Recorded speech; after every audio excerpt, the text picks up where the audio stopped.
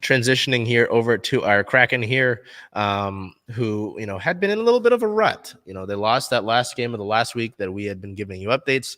And it continued in their games on December 6th and 9th. December 6th versus the Montreal Canadiens, a 4-2 loss to close out that homestand. Player of the game forward Shane Wright. Wright scoring his first career NHL goal against the team that passed him up first overall in the draft, doing so in the first period.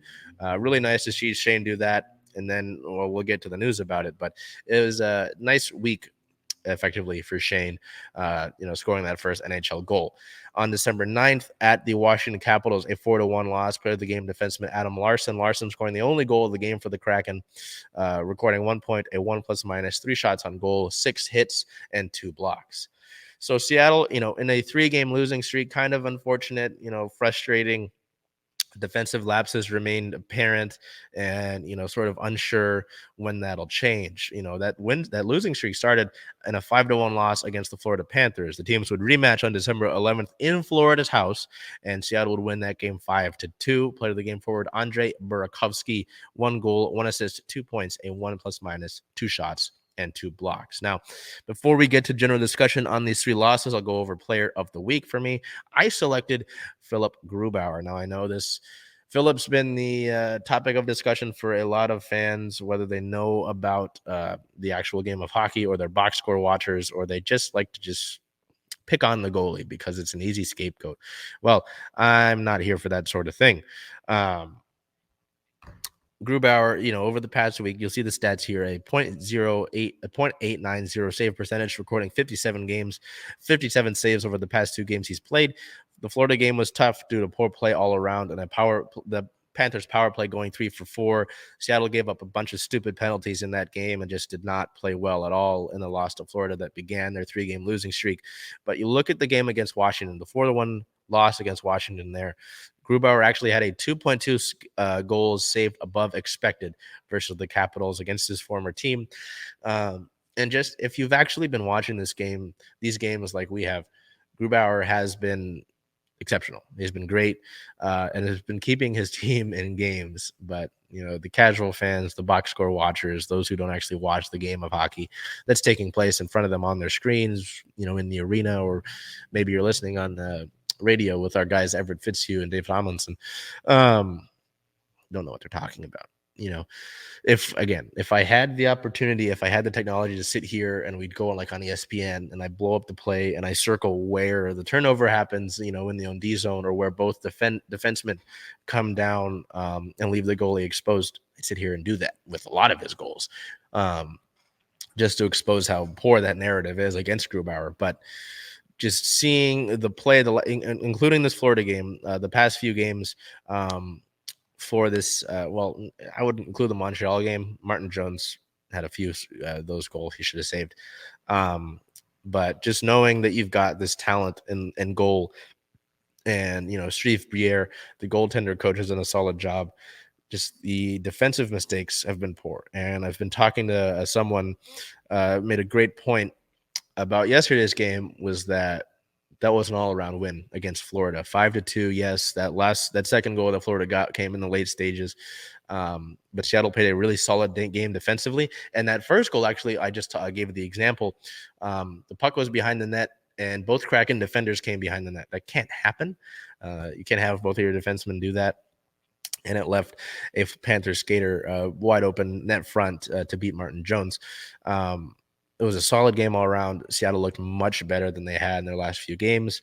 And it's a sign of what this team, as we've talked about several times before, what they can be. So happy. Just hope you can continue it, because this road trip doesn't get any easier. Now, we'll talk about the road trip in a bit, but we do have a good amount of Kraken news to go over here. On December 7th, just shortly after Shane Wright scored his first NHL goal, Shane Wright headed to Moncton and Team Canada and will play in the World Juniors for his native Canada, coming off of a high note of scoring his first career NHL goal. You can see the celebration there captured by Liv Lions in that photo.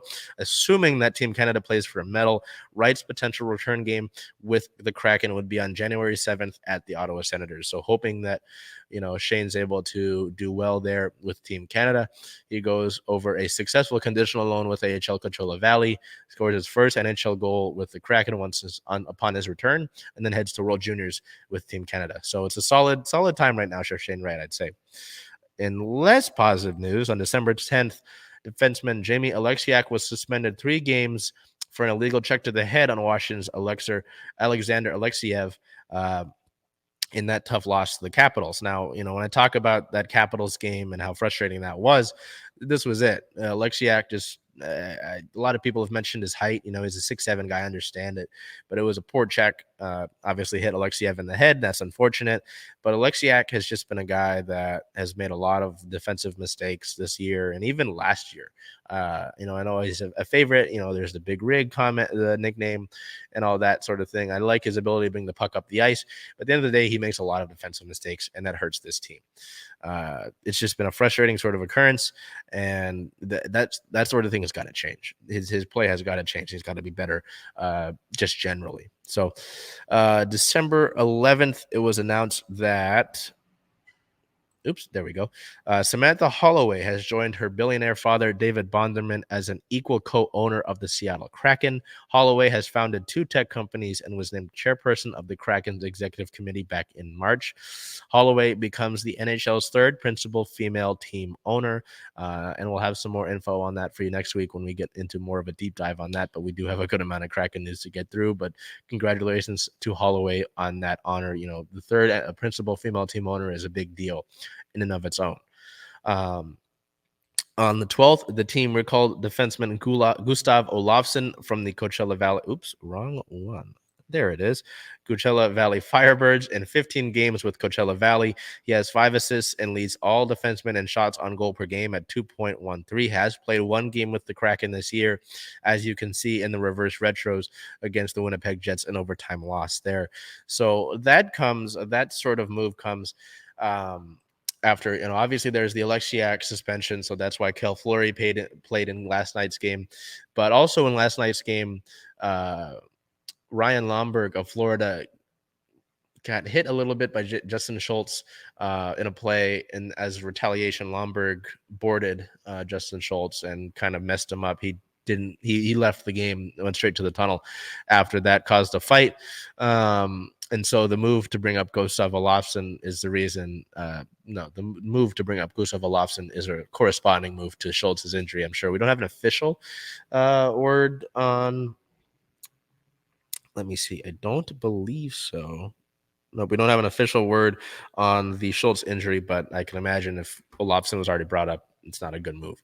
It's not a good sign, pardon me. Also, on the 12th, as you already saw, the team claimed Eli Tolvanen off of waivers. As a corresponding move, Carson Kuhlman was placed on waivers. Tolvanen has a stat line of 26 goals, 26 assists, 51 points over 135 NHL games, and is a 23-year-old, who is a former first-round pick by Nashville. Just the general idea that I get from looking into this guy is that he's a 4th liner, which is fine. That's what Kuhlman was, and he didn't make too much of an impact, I have to say. The shot that this guy has is what's the most impressive. And our buddies at Emerald City Hockey have said if the coaching staff is able to unlock that shot, he can be a contributor to this team. I mean, he's young, 23 years old, former first-round pick by Nashville. Not the worst stats over 135 NHL games, but obviously I'm sure he was placed on waivers for a reason. And he could be a contributor to this team. Again, the same person I've been discussing with. We talked about Carson Kuhlman, and a lot of the times when Kuhlman gets ice time, it's not necessarily as effective as it has been this year. Last year, a little bit more after being claimed off of waivers about a little over halfway through the year. But this year is just effectively doing cardio on the ice. And that's, you got to be able to contribute, especially when Kuhlman comes in. He's usually a scratch. So, when a scratch is able to get time, you'd like to see some sort of impact being made, some sort of positive outlook. It just hasn't happened. So, move here potentially will be exciting to see what Tolvanen is able to contribute. in his time in Seattle Threads. So we look ahead here. We don't have any league news for you. We look ahead to the upcoming games for Seattle and this road trip continuing. Their record sits at 16 wins, 8 losses, 3 overtime losses, sitting at second in the Pacific Division at 35 points as the LA Kings lost last night, which the Seattle has a tiebreaker over them. Looking ahead, December 13th at the Tampa Bay Lightning is a 4 p.m. puck drop. So Seattle heads down to the 2020-2021 back-to-back Stanley Cup champions to try to build a win streak. And then December 15th at the Carolina Hurricanes is a 4 p.m. Pacific time puck drop as well. So you get a rematch against the Hurricanes after a brutal blowout loss to them earlier in the season at your house. And then Seattle will return home on December 18th against the Winnipeg Jets for a 5 p.m. Pacific time puck drop. That is a rematch as well, as you saw with the Gustav Olofsson photo. So Seattle hoping to sort of it's a tough road trip to end on, a tough 2 games to continue. But, if we see a lot more of the team that we saw last night, I have more confidence in this Kraken team than not.